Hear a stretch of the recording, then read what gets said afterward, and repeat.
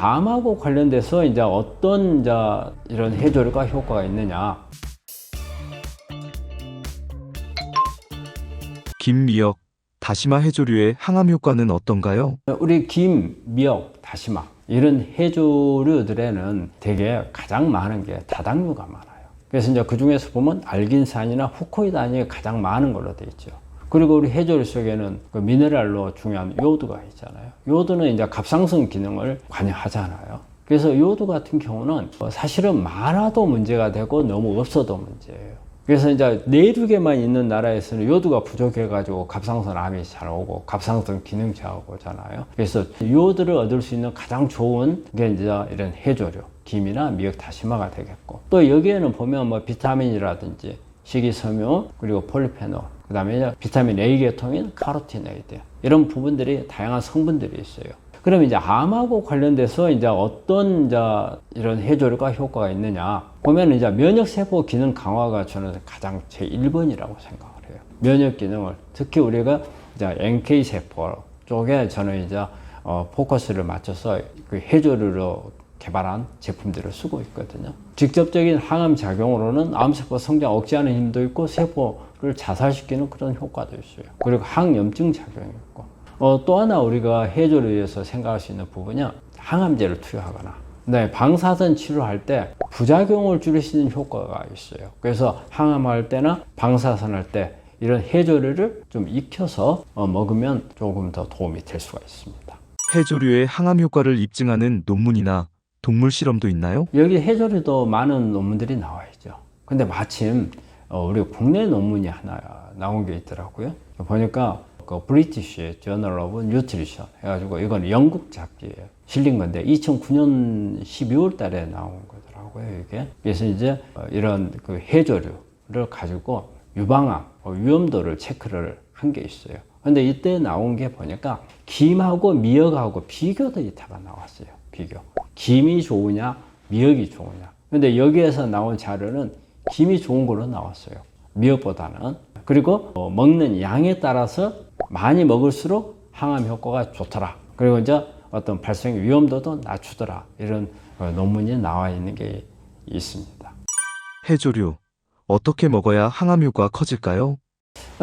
김이나 미역, 다시마 먹는 것은 우리가 일상생활에서 먹는 방법이 좋은 방법이었던 것 같아요. 우리 김 같은 것은 많이 구워서 먹잖아요. 구워서 먹는 건 좋고요. 그리고 우리 미역국, 그 다음에 우리 다시마는 뭐 다양하니 맛을 내는데 많이 쓰잖아요. 우리 뭐 오뎅집에 가도 다시다 국물 나오고, 다시다는 아마 집에서도 맛내는데 우리 MSG 대신에 많이 쓰잖아요. 근데 사실 다시마 속에 천연 MSG가 있는 거죠.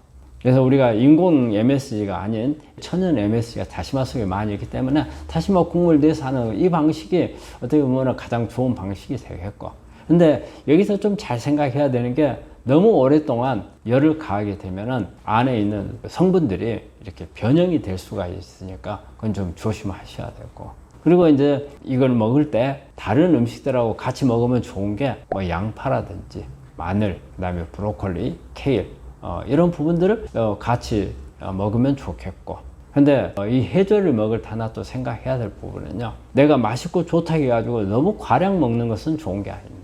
오히려 요오드 같은 게 너무 많아질 수도 있고, 또 식이섬유 문제 때문에 어떤 장에 가스가 채우고 속이 더불어가고 안 좋을 수 있으니까 소량씩 자주 먹는 게 좋을 것 같고요. 보통 한 일주일에 한 두세 번 정도 먹는 게 아마 좋을 겁니다. 해조류 섭취할 때 주의사항이 있을까요? 우리가 이제 이런 해조류를 먹을 때 우리가 아무 생각 없이 먹는 경우가 많잖아요. 그리고 우리 한국 사람들하고는 친밀한 음식이 되는데, 이제 좀 생각해야 될 부분이 너무 많이 먹었을 때는 요오드가 너무 많다는 거예요. 요오드가 많이 들어오게 되면 오히려 갑상선 기능 항진이라든지 이런 부분들도 올 수도 있고, 그래서 적정량이 들어와야 되기 때문에 요오드 과잉에 대해서 한번 좀 생각해 봐야 되겠고, 그리고 이게 해조류이기 때문에 나트륨, 소금이 많을 수가 있거든요. 그래서 나트륨이 많을 수가 있으니까 여기에다가 추가로 뭐 소금을 더 쳐서 뭐 간을 더 짜게 만든다든지 이런 부분들은 좀 피하는 게 좋겠고, 그리고 바다에서 채취한 이런 해조류나 생선류 이런 부분들은 되게 요즘에 와서 중금속 문제가 상당히 크거든요. 특히 수은입니다. 그래서 너무 많이 먹었을 때는 이런 중금속이 내 몸에 들어올 수도 있다. 이 부분을 좀 생각을 하셔야 될 것 같아요. 그리고 이제 소화기 문제가 있어요. 특히 이제 소화 기능이 좀 안 좋은 분들은 안에 가스가 많이 채이고 하는 이런 증상들이 나올 수가 있기 때문에 양을 잘 조절을 해가지고 적은 양으로 이렇게 드시면은 소화 문제도 특별한 게 없이 먹을 수 있으니까 이런 부분들을 좀 조심하면 좋을 것 같아요. 해조류의 항암 효과를 극대화할 수 있는 방법이 있나요? 해조류하고 해조류 속에 다당류가 많이 들어있거든요. 이 다당류가 이렇게 십자가 식물들하고 같이 만났을 때 상당히 효과가 올라가는 걸로 되어 있거든요. 그래서 마늘, 양파, 브로콜리, 양배추, 부추 이런 부분들하고 같이 먹으면 시너지 효과가 날 수 있고요. 그리고 우리가 보면은 미역국 보면은 된장 많이 들어가잖아요. 콩하고 같이 먹는 것도 상당히 좋습니다. 그리고 요리를 할 때 올리브유라든지 이런 기름류를 조금 넣으면은 흡수율이 높아지죠. 그리고 또 강황하고 이렇게 같이 먹는 것도 상당히 효과가 있다고 그리 돼 있어요. 그래서 이런 부분들이 같이 먹으면 도움이 되는 음식이 되겠습니다. 을 극복한 환자들이 절대 먹지 않는 음식이 있었나요? 우리 이제 음식을 먹을 때 음식을 잘 지켜가지고 암에 이제 좋아진 분들, 이런 분들이 이제 여러 가지 이제 의견이 있어요. 나는 평소대로 먹었다 하는 분들도 있고, 또 아니면은 나는 철저히 채식만 했다, 다양한 패턴들이 있을 수 있어요. 그런데 이제 공통적인 거 부분에서 우리 이제 암을 극복한 사람들이 하는 부분들이 있는데, 이 말을 하기 앞서서 중요한 부분 하나, 이게 제가 우리 환자분들한테 말씀드리고 싶은 것은 먹지 않는 것이 먹는 것만큼 중요하다는 말씀을 드려요. 어떤 것을 안 먹어야 될 건가, 어떤 것을 먹는 것보다도 어떤 것을 안 먹어야 될 건지가 저는 더 중요하다고 생각을 해요. 근데 우리가 어떤 것을 먹을 것인가 이것만 찾다 보면은 잘못하면은 먹어서는 안 될 부분들이 소홀하기가 쉬울 수가 있어요. 그래서 안 먹었던 부분들을 이렇게 한번 살펴보면은 일단 육고기를 좀 많이 안 먹는 편이죠. 되게 채식을 많이 했던 분들이 많잖아요. 특히 그 중에서도 육고기 중에서도 가공육 이 부분들은 많이 안 먹고 캔 음식이라든지 햄버거, 소세지, 버터 이런 가공한 걸로 만든 거 이런 부분들은 가능한 피했다는 거. 우리가 요리를 할 때 튀긴 거, 그 다음에 구운 거 이런 부분들을 좀 많이 피했다는 거. 우리가 암을 제대로 관리하고 하는 분들 보면 제일 먼저 어때요? 탄수화물을 줄인다는 것을 생각을 하거든요. 왜? 암은 포도당을 가지고 에너지를 만들기 때문에 포도당의 재료가 되는 게 탄수화물이잖아요. 그래서 탄수화물을 피하죠. 이럴 때 가장 우선적으로 피했던 게 뭐예요? 단순당, 설탕 이런 부분. 그 다음에 밀가루 음식, 흰쌀밥 이런 부분들은 가능한 피한 거고요. 또 하나, 여러분들이 요즘에 사회적으로 많이 문제돼서 나오는 게 있어요. 그 트랜스지방. 근데 이제 트랜스지방이라는 게 우리 환자분들이 도대체 뭐야 이렇게 생각할 수도 있어요. 트랜스지방 반대면 시스지방이래요. 트랜스지방하고 시스지방의 차이는요, 분자 구조상이에요. 분자 구조, 분자에 있는 성분들의 조합이 아니고 이렇게 각도가 차이가 나는 거예요. 그래서 열이 가해지면 시스라는 타입에서 트랜스 타입으로 바뀌어요. 그래서 이제 근데 이 트랜스 타입은 암을 일으킬 수 있는 그런 요인들이 많은 거죠. 특히 이제 지방이 그렇거든요.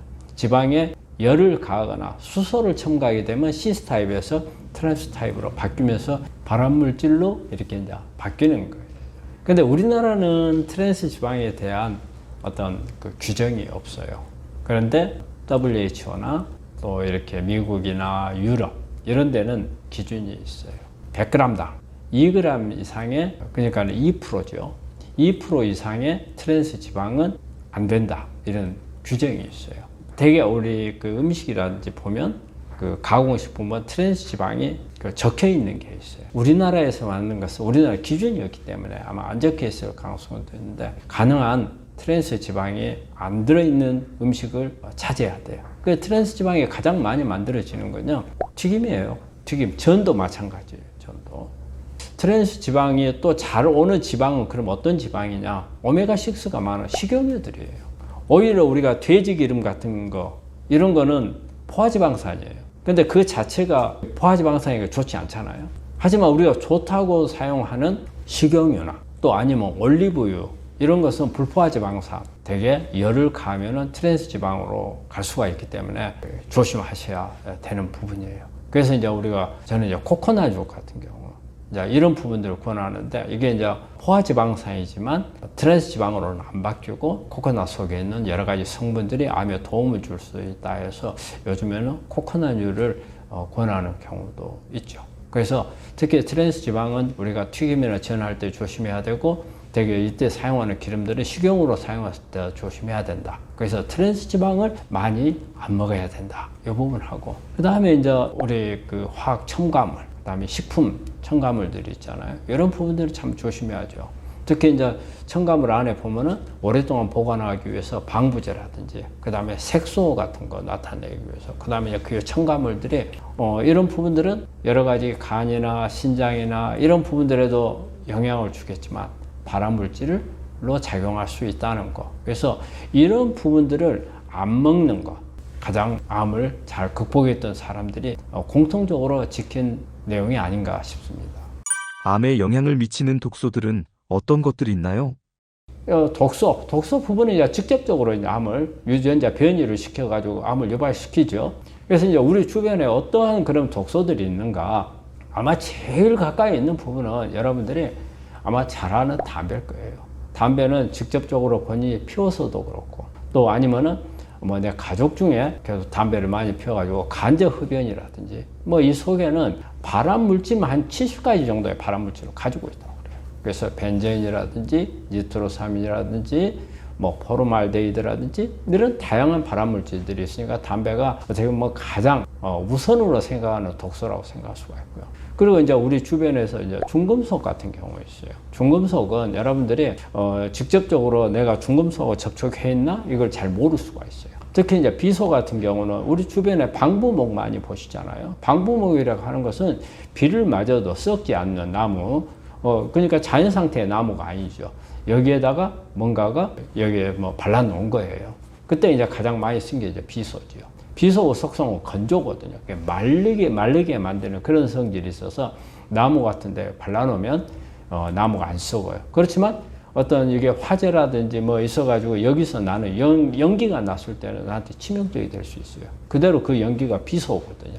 비소는 독성물질이기 때문에 암을 일으킬 수가 있는 그런 부분들이 있고 우리가 주변에 가지고 있는 조리 도구들도 보면 니켈이라든지 크롬이라든지 뭐 다양한 테프론이라든지 다양한 그런 물질들이 있잖아요. 여기에도 보면은 중금속들이 관여가 되고 또 페인트 같은 데 납이라든지 그 안에 보면 카드뮴이라든지 이런 부분들이 우리가 눈에 보이지 않지만 우리 주변에는 너무 많은 중금속들이 많이 있어요. 그래서 우리가 이것을 알려면 모발 검사를 해보면 알 수가 있어요. 이런 어떤 중금속들이 내 몸에 침착이 되어 있는가. 또 특히 수은 같은 경우는 우리 아말감 옛날에 충치할 때 쓰는 아말감이 있거든요. 이런 부분들이 오랫동안 내 이빨이 있으면서 우리 폐를 통해서 들어가가지고 갑상선 기능을 떨치거나 또 아니면 우리 몸의 해독을 방해하거나 이런 부분 때문에 암을 가지고 있는 분들한테 수은이 중독이 돼 있게 되면 면역이 떨어지고 그 다음에 해독이 잘 안 돼서 암 치료하기 어렵거든요. 그래서 이제 그런 데 관여하는 이런 중금속들도 있고 그리고 또 우리가 주변에서 보는 식품들 많이 있잖아요. 식품들 우리가 보존하기 위해서 방부제 많이 쓰잖아요. 그 방부제도 여러 가지가 있죠. 그래서 이제 그런 대부분의 방부제들은 일단 건강에 썩 그렇게 좋다고 생각할 수는 없어요. 그렇기 때문에 이거는 우리가 오랫동안 사용했을 때 단기적으로 잠깐 이용하는 경우는 그렇지는 않지만 장기적으로 우리 몸에 들어왔을 때는 발암물질로 작용할 수가 있고 우리가 또 우리 음식이라든지 이런 보면은 이쁜 컬러를 내기 위해서 색소 많이 쓰잖아요. 이런 부분들도 영향을 줄 수가 있고 우리가 또 캔 종류 같은 경우는 니트로스아민 같은 거 이런 부분들은 그대로 발암물질이죠. 그리고 우리가 이제 요리하면서 연기 나잖아요. 구우거나 할 때 그러면 이제 다이옥신 같은 거. 그리고 이제 우리가 유기농 이야기를 많이 하는데 농약이라든지 제초제 이거는 환경하고 관련돼 있잖아요. 이때 이제 이럴 때 보면은 농약, 제초제, 그 다음에 이제 환경 요소는 뭐 미세먼지라든지 매연이라든지 이런 부분들이 다 어떻게 보면 이 안에 독소를 가지고 있는 거고 독소는 간접적인 영향보다는 직접적으로 유전자 변이를 일으켜서 암세포가 되도록 유발을 하기도 하고 암세포가 세포 자살을 막아서 성장을 촉진하고 이런 기능들을 하는 거죠. 그래서 우리가 일반적으로 생각하는 염증, 독소도 암을 일으킬 수 있다. 독소도 암을 일으킬 수 있다. 그래서 우리 환자분들은 이런 부분들을 어떻게 피할 것인가. 그 다음에 또 만약에 내 몸에 어떤 나쁜 요소들이 많이 들어와 있다. 그럼 이것을 어떻게 제거할 것인가. 이런 부분도 가볍게 생각하시면 안 될 거라고 생각합니다. 수은 아말감 꼭 빼야 할까요? 수은 같은 경우에 우리 아말감은 대부분 요즘엔 아말감 안 쓰죠. 되게 이제 아말감 대신 레진이라는 걸 쓰기 때문에 그냥 이빨 색하고 똑같으니까 잘 표시가 안 나요. 그런데 아말감은 우리가 어렸을 때 이빨 충치 생겨가지고 그거 긁어내고 가만히 우리 여러분들 납 잘 아시죠? 납처럼 돼 있어요. 그래서 이빨 사이에 끼워져 있던 그런 거 아마 기억하신 분들이 많을 거고 또 그런 시술을 받으신 분들도 많을 거예요. 이게 아말감이에요. 근데 이 아말감은 그걸 자체가 바로 우리 몸에 수은을 막 집어넣는 그런 건 아니에요. 이 아말감이 우리가 뜨거운 음식 같은 거 먹게 되면 이 아말감에서 연기가 나요. 이 연기를 우리가 들이마시면 바로 이 연기 속에 수은이 들어있어요. 그래서 들이마시게 되면 우리 몸에 들어와서 폐를 통해 들어와가지고 혈액을 돌다가 대개 지방에 축적되어 있거나 순환을 하면서 갑상선, 특히 갑상선 기능에 수은이 많이 영향을 줍니다. 우리가 갑상선 호르몬이 이제 T4라는 게 있고 T3라는 게 있는데 T3가 활성형이에요. T4는 비활성형이에요. 기능을 안 하는 거죠. 그러면 이걸 활성으로 바꿔줘야 돼. 이때 관여하는 효소를 차단시켜버려요.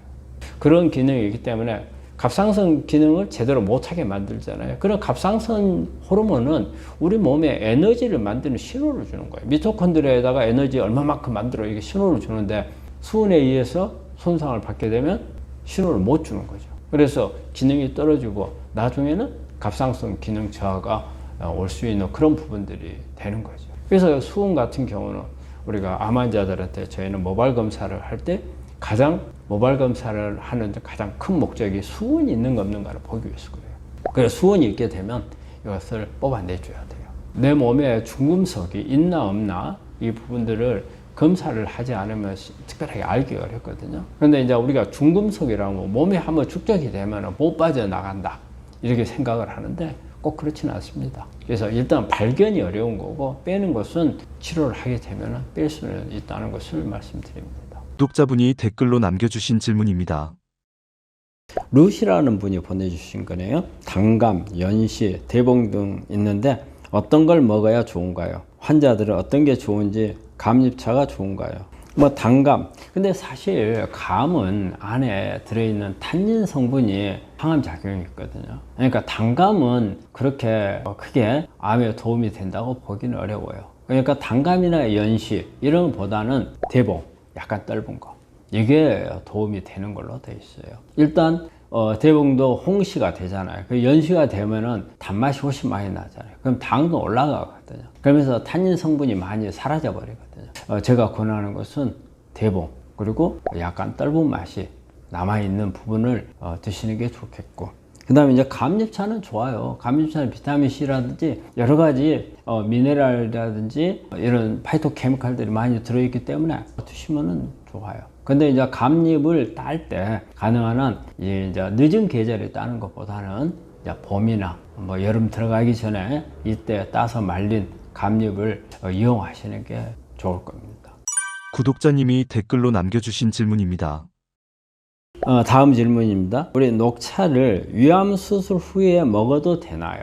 위암 수술 후에는 녹차는 조금 뒤로 미루는 게 좋을 겁니다. 왜냐하면 위암을 수술하고 나면은 위를 갖다가 전체를 드러내는 경우도 있고 보통 이제 3분의 2나 절반 이상을 이제 드러내게 돼요. 그래서 위치라든지 암의 진행 정도에 따라서 수술 방법이 다르거든요. 그런데 어쨌든 위를 수술할 때는 위 밑에 위에서 12장으로 넘어가는 유문이라는 게 있어요. 이거를 제거하는 경우가 많거든요. 그러면 우리 음식이 너무 빨리 이렇게 내려가 버릴 수가 있어요. 그래서 이제 덤핑이라는 게 잘 오거든요. 근데 덤핑 증상이 오래 가는 경우는 한 1년까지 가요. 보통 이제 빠르면 6개월 내에 해결이 되고 아니면 1년 이상 가는 경우가 있거든요. 근데 이 녹차는 이 안에 있는 카페인도 들어있잖아요. 그리고 이제 카테킨도 들어있고. 근데 장을 자극하는 그런 기능이 있어요. 그래서 장을 너무 빨리 움직이게 해서 덤핑이 조금 더 악화될 수 있는 이런 부분들을 생각할 수가 있어요. 녹차 같은 경우는 저는 한 6개월 정도 지나고 나서 먹는 게 좋겠다는 생각을 합니다. 구독자님이 댓글로 남겨주신 질문입니다. 남숙 씨께서 보내주신 거네요. 박사님, 췌장암 환자인데 녹차 먹어도 됩니까? 녹차는 우리가 췌장암도 이렇게 유전자 변이들이 많이 오잖아요. 그래서 암은 오는 거니까 우리가 녹차 속에 있는 EGCG 이게 여러 가지 작용이 있어요. 이 세포 자살을 시키는 효과, 신생혈관을 만드는 것도 억제시켜주고, 그 다음에 세포 주기를 계속 빨리빨리 돌아가는 것. 빨리빨리 돌아가면 암세가 빨리 크는 거거든요. 이거 끊어줘야 돼요. 그래서 세포 주기 차단이 아주 중요하거든요. 그런 기능이라든지, 그리고 대개 이제 암을 억제하는 유전자를 활성화시켜주고, 그 다음에 암을 키우는 유전자들을 억제해주는 이런 기능을 녹차가 가지고 있거든요. 그래서 녹차를 췌장암도 많이 드시는 게 좋습니다. 구독자님이 댓글로 남겨주신 질문입니다. 다음 질문입니다. 울산맨이라는 분이 보내주신 건데요. 녹차 가루는 어떤가요? 하루에 티스푼 1개 정도. 예, 괜찮습니다.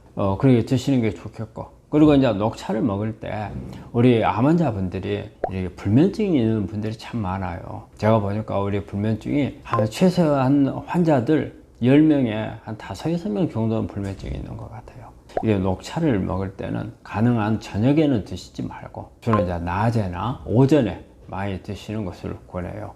그리고 이제 녹차를 먹을 때 우리 티스푼으로 이렇게 먹는다고 했는데, 이럴 때는 그냥 발효하지 않는 녹차를 드시는 게 좋다는 걸 말씀드려요. 발효를 하게 되면 일단 이 안에 들어있는 EGCG가 많이 파괴가 돼요.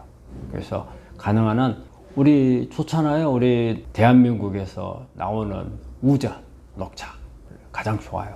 그래서 저는 많이 권하고, 그 다음에 이제 우리가 우전 다음으로 나온 게 이제 세작이죠. 세작까지는 괜찮은데 중작, 대작으로 가면은 조금 그런 성분들이 떨어지고, 특히 EGCG는요, 언제 따는 게 좋으냐면요, 그 잎이 아직 막 이제 새 잎이 나와가지고 얼마 되지 않을 때 어린 잎이 EGCG가 많아요. 그래서 우전이 많은 이유가 그거예요. 그래서 저는 우전을 많이 드시는 것을 권합니다. 구독자님께서 남겨주신 질문입니다. 네, 다음 질문입니다. 남숙님께서 아까 한번 질문하시다 또 하셨네요. 요즘 박사님, 췌장암, 유방암이 많습니다. 췌장암에 좋은 음식이 무엇을 먹어야 합니까? 우리 췌장암은 몇 가지 생각할 부분이 있어요. 췌장암은 소화효소를 만드는 기관이고, 또 하나는 인슐린을 만들고, 또 글루카곤이라는 이런 호르몬도 만들고, 다양한 기능을 하는 것이 췌장이거든요. 근데 이게 췌장 때 우리 소화효소가 이게 나오는 것이거든요. 이것 때문에 통증도 심하고 여러 가지 좋지 않은 부분들이 나올 수 있어요. 그러니까 췌장암이었을 때는 췌장을 자극을 많이 안 해야 됩니다. 근데 췌장은 소화효소가 특히 동물성, 지방이라든지 단백질을 이렇게 분해하는 그런 효소가 많이 나오는 거거든요. 그래서 육식 같은 것을 많이 하게 되면 췌장에 부담이 많이 가요. 그래서 가능한 한 육식을 안 하시는 게 좋고, 그래서 채식을 많이 하게 되면 췌장에 부담을 줄여줘요. 그런데 또 췌장에서 만드는 게 또 인슐린을 만들어요. 그러면 인슐린 자극하는 것도 줄여줘야 되잖아요. 그러면 인슐린은 단당류를 많이 먹었을 때 인슐린이 자극이 되죠. 그렇기 때문에 가능한 한 복합 탄수화물을 많이 먹고, 그 복합 탄수화물 속에는 우리가 충분한 영양소들을 다 가지고 있거든요. 탄수화물, 지방, 단백질을 골고루 다 가지고 있어요. 그렇기 때문에 췌장을 자극하지도 않으면서도 우리 몸의 영양소라든지, 그 다음에 장을 좋게 해주는 식이섬유라든지 비타민이라든지 미네랄들을 공급할 수가 있거든요. 어떤 음식을 먹는다, 하나하나로 찝는 것보다는 큰 기준을 해가지고 육식을 좀 가능한 피한다, 그리고 채식을 좀 더 많이 한다, 그런 개념으로 드시는 게 좋으리라고 봅니다. 구독자님께서 댓글로 남겨주신 질문입니다. 우리 이종순님께서 보내주신 거네요. 항암 중에 면역이 떨어져 중단하고 있는데 의사님은 고기를 많이 먹으래서 염소탕을 먹고 있는데 괜찮을까요? 도움이 될까요? 예, 우리가 환자분들이 이 방송이나 이런 데 보면 육식 많이 하지 말라고 한단 말이에요. 돼지고기, 소고기 먹지 마라, 막 얘기 많이 나오잖아요. 그럼 이제 염소는 어떻느냐 이제 이런 질문들이 많이 하세요. 내가 꼭 육식을 해야 된다 한다면 저는 소고기, 돼지고기보다는 염소가 낫다고 그렇게 생각을 해요. 그거는 소나 돼지보다 염소가 낫다 그런 의미가 아닙니다. 소나 돼지는 다 사육입니다. 사육은 안에 공간에 가둬 놓고 사료를 주는 거죠. 근데 염소는 되게 방목이거든요. 자연에 있는 풀을 그냥 뜯어먹고, 사육을 하는 경우에는 빨리 키워다니까 막 성장 호르몬, 항생제 막 이런 거 몽땅 주잖아요. 그런데 방목을 하게 되면 자연에 있는 풀을 뜯어먹는단 말이에요. 이 풀들이 오메가3라든지 이런 걸 많이 가지고 있어요. 그래서 방목한 동물과 사육한 동물은 차이가 나요. 방목한 동물들은 되게 비린내가 많이 나요. 사육한 동물들은 비린내가 안 나요. 그 비린내가 뭐냐면요, 오메가3예요. 그러니까 오히려 육류를 먹을 때 비린내가 나는 고기를 먹는 게 꼭 우리가 육류를 해야 된다면 비린내가 나는 고기가 낫습니다. 그래서 양이라든지 이런 요즘에 양도 하지만 염소는 되게 보면 산에다 풀어놓고 키우더라고요. 그 염소 같은 경우는 만약에 항암을 하면서 정말 먹기가 힘들고 이럴 때 또 우리가 항암을 하게 되면 암세포도 죽이지만 내 정상세포도 파괴가 되기 때문에 단백질이 조금 더 필요해요. 그거를 섭취하는 의미를 한다면 뭐 조금 드시는 것은 괜찮을 것 같고, 다른 육식에서 보충하는 것보다는 그래도 염소가 나으리라고 생각합니다. 그렇지만 동물성은 포화지방산이 많아요. 그렇기 때문에 가능한 한 너무 많이 먹지는 말고 회복할 수 위해서 그때만 잠깐 먹겠다 이런 의미라면 나쁘진 않다고 봅니다. 구독자님께서 댓글로 남겨주신 질문입니다. 다음 질문입니다. 이건 아마 외국에서 보내주신 것 같아요. 안녕하세요. 남동생이 전립선 암이라 합니다. 임파선까지 전이를 했습니다. 호르몬 주사 끝나야 치료가 가능하다고 합니다. 호르몬 주사가 끝날 때까지 그냥 기다리다 위험하지 않은지 너무 무서운데 선생님이 도와주세요. 근데 이분은 호르몬 주사가 끝나고 다음 치료를 어떤 치료를 하겠다는 건지 이제 그런 말씀이 없으시네요. 이게 전립선 암에 이제 전이를 했으면은 이제 림파선까지 전이면은 뭐 수술을 할 수 있었을 건데 수술을 하신 분인지 아니면은 어떤 뭐 다른 전립선 암 같은 경우는 방사선 치료를 하는 방법도 있거든요. 그래서 이제 그런 어떤 방법을 말씀하신지는 잘 모르겠고, 어쨌든 지금 상태에서 한다면 가장 중요한 게 면역을 끌어올리는 거죠. 그래서 일단 면역을 검사를 해가지고 내가 면역 상태가 어떻게 돼 있는지 파악을 해서 그 부분에 맞춰가지고, 우리가 면역이라 하면 우리는 일반적으로 그냥 뭐 올리면 된다 이렇게 생각하시는 분들이 많아요. 절대 그렇지 않습니다. 여러분들 면역을 치료하는데 그런 개념으로 생각하신다면 아주 잘못됐어요. 면역은 우리가 말하는 기력이나 체력이 아닙니다. 우리 환자분들 이런 말씀 하시더라고요. 저는 면역은 좋아요. 그래서 그거 검사해 보셨어요? 아니요, 나는요 감기도 잘 안 걸리고 이렇게 별로 아프지를 않아가지고, 그리고 기력도 좋고요. 뭐 운동을 해도 나 몇 시간 걸어도 한 번도 지치지도 않습니다. 그래 면역이 좋은 거 아닙니까? 그거하고 면역하고는 다릅니다. 면역은 우리 몸 안에 면역 세포라는 게 따로 있습니다. 우리 몸은 세포로 구성이 되어 있잖아요. 그 세포가 가장 하나하나가 다 생명체예요. 그 생명체들이 여러 가지 이렇게 분담을 해서 일을 해가지고 내 몸을 이끌어 가고 있는 거예요. 그러면 면역도 마찬가지로 면역을 담당하는 세포들이 있어가지고 이 세포들이 활동을 해서 내 몸을 지켜주는 거예요. 그런데 이 면역 세포도 면역이라는 하나로 되어 있는 게 아니고 달라요. 우리가 일반적으로 보면 T세포, NK세포는 앞에 나와가지고 암세포들과 바이러스와 싸우는 세포고, 뒤에 보조하는 세포들이 또 면역세포들이 있어요. 그래서 우리가 헬퍼 T셀이라는 T셀을 보조하는 세포가 있고, 또 수지상 세포, 대식 세포, 다양한 이런 세포들이 있어가지고 역할을 해요. 나라를 지킬 때 군인이 하는 역할이 있고, 경찰이 하는 역할이 있고, 또 정보만 이렇게 수집하는 이런 군인들도 있을 거고, 경찰도 있을 거고, 또 적진에 들어가 가지고 정보를 얻어오는 이런 다양한 한 나라를 지키는데도 그렇잖아요. 우리 몸도 똑같습니다. 그런 다양한 부분들. 그러면 지금 나라를 지키는데 군인이 힘이 약한지, 공군이 약한지, 해군이 약한지, 약한 부분을 강화해야 될 거 아니에요. 그렇듯이 마찬가지예요. 우리 몸도 어떤 부분이 약해졌는가, 아니면 취약한가. 근데 강한 부분을 우리가 더 강하게 할 필요가 별로 없고 어쨌든 암이 생겼다는 것은 취약한 부분이 있다는 뜻이거든요. 그러면 이 취약한 부분을 먼저 보완을 해야 하잖아요. 그런데 무턱대고 올린다. 그거는 아니거든요. 그래서 이런 부분들을 먼저 검사를 해가지고 그거를 분석을 해서 거기에 맞는 치료를 하시는 게 지금으로서는 지금 하고 있는 호르몬 치료하고 같이 병행해서 하는 게 좋을 거예요. 우리가 호르몬을 치료한다는 것은 전립선에 호르몬 영향을 많이 주기 때문에 암세포가 성장하는 신호를 차단해 주겠다는 뜻이거든요. 이건 신호만 차단해 주는 겁니다. 이 항호르몬제가 면역세포하고 같은 역할을 하는 게 아니에요. 그리고 암세포를 죽이는 역할이 아닙니다. 신호를 차단해서 암세포가 크지 못하도록 하는 겁니다. 만들어져 있는 암세포를 죽이는 개념은 아니죠. 그럼 이 부분들이 현재 항호르몬이 하고 있는 동안에는 죽이는 것은 내가 면역세포가 해야 되는 겁니다. 그러니까 강화를 해야죠. 일단은 그런 개념을 하시고 끝나고 나면 또 거기에 맞춰서 검사를 해가지고 뭐 잔존암이 있거나 치료가 안 된 부분이 있다면 또 지금 우리 환자분이 계획하고 있는 그런 치료들을 하시면 될 겁니다. 구독자분이 남겨주신 질문입니다.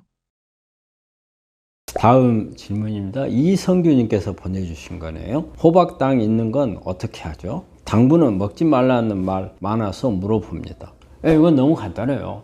호박당 당 맞죠? 어느 정도 우리 호박 이제 단 거, 우리 단호박 이런 거 먹으면 상당히 달고 익히면 더 달잖아요. 그럼 그걸 물어보셨는데 양을 줄이면 됩니다. 다른 게 없어요. 우리가 많이 먹으면 많이 들어오는 거잖아요. 이게 호박에 여러 가지 좋은 항암 성분들이 많이 있어요. 그런데 이거를 그 성분들을 많이 먹어야 되겠다 하다 보면 이 안에 있는 당분이 또 많이 들어오잖아요. 그러니까 양을 잘 조절하셔야지 뭐. 그거는 다른 방법은 없습니다.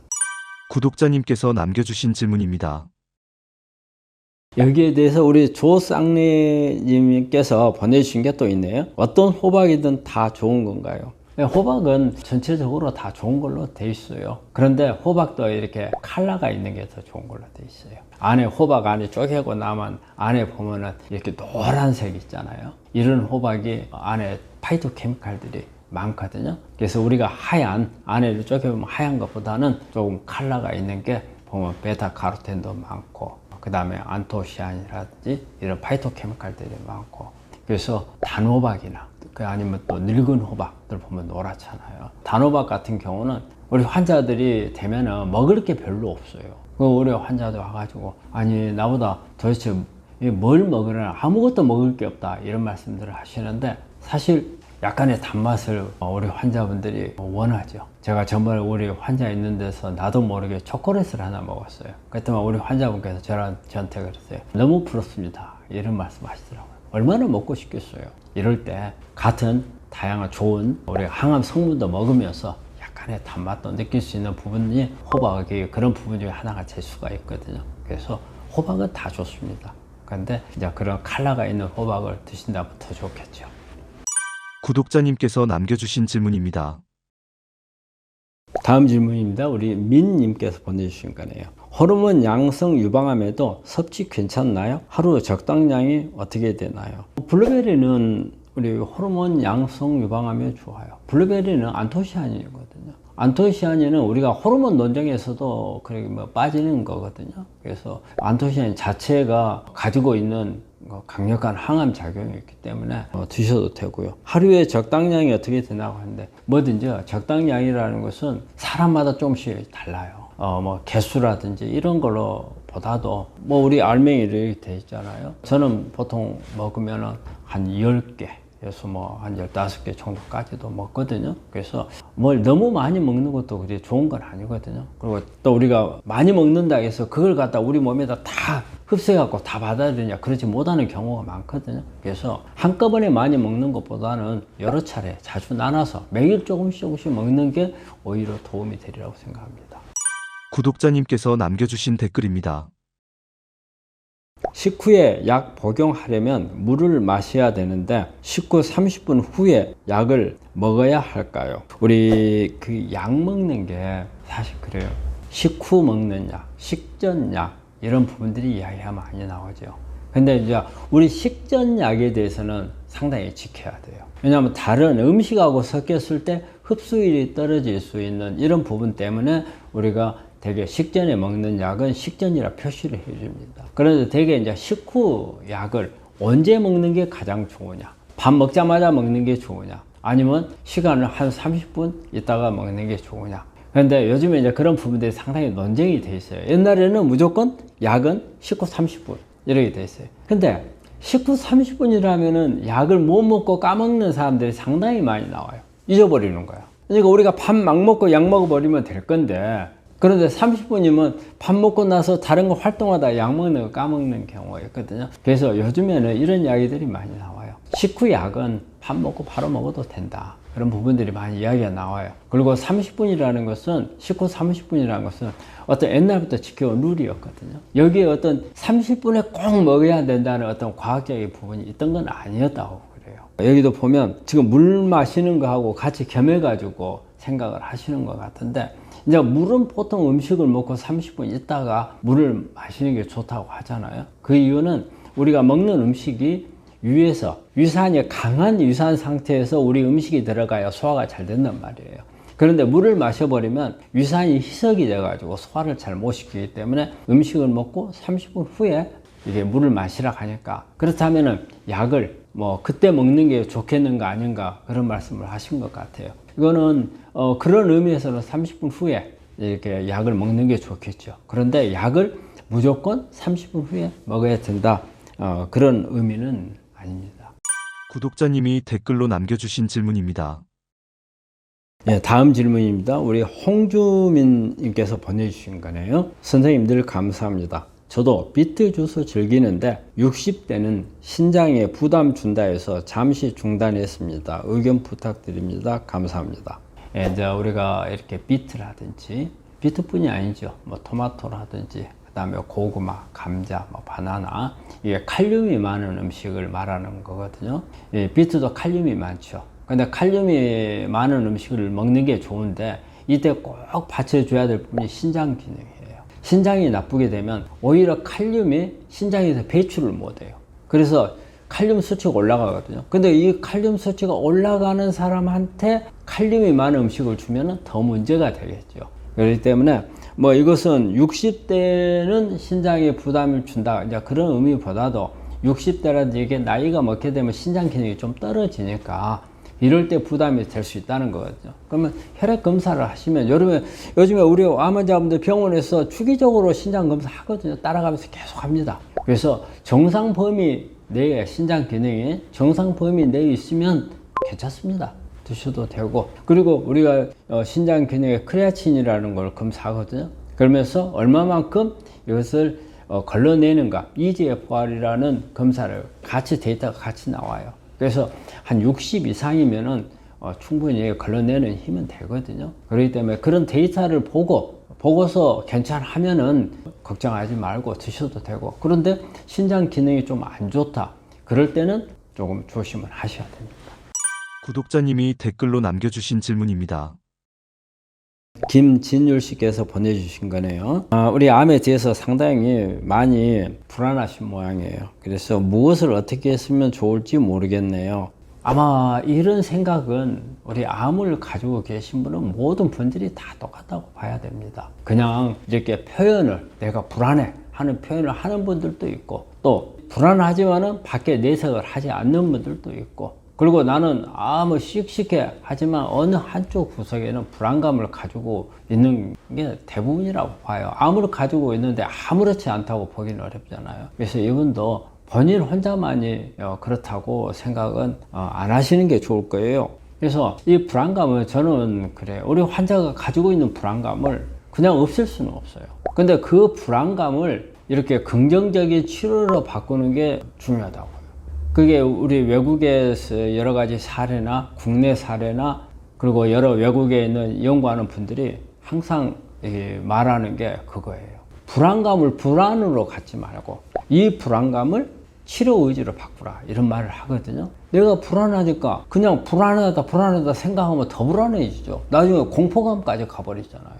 우리가 생각하다 보면 엉뚱한 데를 가버려요. 그거 막 깊이 막 파고 들어가 버려. 이렇게 가면 안 되죠. 그럴 때 불안감을 어떻게 떨칠 것인가를 생각을 하셔야 돼요. 그리고 이게 우리가 생각을 하더라도 긍정적인 생각이 있고 부정적인 생각을 했어요. 가능한 한 내가 어느 방향으로 생각하는가를 한번 잘 보세요. 내가 긍정적인 방향으로 생각을 하고 있는지 부정적인 방향으로 생각을 하는지. 부정적인 생각을 많이 가지고 있다면 누군가 도움을 받아야 됩니다. 의사들의 도움을 받을 수도 있고요, 아니면 주변에 있는 친구들이라든지, 아니면 가족이라든지, 아니면 뭐 심리 전문가라든지 이런 사람들한테 뭔가가 좀 도움을 받아야 돼요. 근데 그러기에 앞서서 우리 환자분이 생각해야 되는 게, 이 불안감은 나만 갖는 게 아니라는 생각을 해야 돼요. 그 불안감을 되게 나만 있다는 생각을 해요. 그래서 내 마음이 위축이 되고, 그건 절대 좋은 게 아닙니다. 다 가지고 있다고 생각하세요. 다른 사람도 다 가지고 있고, 다른 사람도 다 가지고 있는데 이 불안감을 이기고 치료해갖고 잘 된 사람들이 많다. 요즘에는 암이라는 게 좋아질 수 있는 가능성이 평균적으로 한 75% 돼요. 그럼 4명에 3명은요, 암을 그냥 앓고 지나간 병이에요. 그럼 나도 어때요? 적은 부류보다는 4분의 3에 들어갈 거라고 생각하셔야 하잖아요.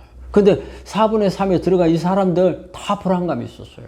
없는 사람이 없었다고 그 말이죠. 그렇지만 그걸 다 잘 이겨냈다는 거죠. 지금 이분도 마찬가지입니다. 지금 이걸 보고 계신다면 그 생각하세요. 이 불안감은요, 이겨내. 긍정적인 생각으로. 내가 이거 다른 사람도 가지고 있는데, 다른 사람 4명 중에서 3명이 다 이겨냈는데, 그럼 나도 그리 되겠네. 그 다음에 그러면 내 지금 이것은 어떻게 치료하면 내가 여기까지는 알겠네, 그 다음은 모르겠다. 전문가한테 물어보세요. 그러면 불안감이 많이 줄어들어요. 제가 우리 환자분들하고 상담하면서 항상 가끔가다 뿌듯한 이런 기분이 뭐냐면, 환자가 막 불안감을 가지고 왔을 때 저하고 한 2시간씩 그런 분들이 이야기를 해요. 나갈 때 이제 좀 마음이 가벼워졌습니다, 이런 말씀을 하시고 가신 분들이 많거든요. 그게 거기에서 뭔가가 내가 불안감을 없애주는 그런 사람이 아니고요, 저하고 대화를 하는 가운데 내가 불안했던 부분들을 어떻게 풀 수 있겠다는 것을 본인 스스로 생각하는 겁니다. 그 길을 우리가 살짝 가르쳐 주는 거예요. 그렇기 때문에 저는 이제 우리 환자분들하고 하면서 어떻게 그게 이제 큰 보람이에요. 상담을 하다 보면요. 근데 그런 이 불안감을 스스로 긍정적으로 안 가고 부정적으로 간다면요, 그런 분을 찾으면 됩니다. 그래서 내가 어떻게 가야 될지, 그리고 암에 특히 불안감은요, 앞이 안 보여서 그래요. 내가 도대체 내 앞이 눈으로 봐서 지금 보였으면 좋겠는데 안 보인단 말이에요. 안 보이는 게 겁나거든요. 우리 터널 속에 있는 기분이에요. 터널 좀 끝을 좀 봤으면 되겠어요. 터널 끝에 빠져나갔을 때 뭐가 있는지 보면 내가 안 불안하잖아요. 근데 그거를 안 보여요. 그러니까 더 불안한 거거든요. 그러면 누군가한테, 전문가한테 가가지고 나 이런 상황인데 저 끝에 뭐가 있는가 좀 가르쳐 주라. 그러면 그 가르쳐 준 사람들 저 끝에 안 보이죠. 그렇지만 수많은 경험을 통해서 저 끝에 뭐가 있다는 것을 보여줄 수가 있단 말이에요. 그런 경험을 알려드릴 수 있어요. 그래서 그런 도움을 받으시면 되고요. 누구든지 불안감은 있다. 이것을 어떻게 이겨내느냐? 내 자신한테 물어보세요. 나는 긍정적으로 생각하는가, 부정적으로 생각하는가? 부정적으로 생각한다면 도움을 꼭 받으시길 바라고 환자분한테 도움이 됐으면 합니다.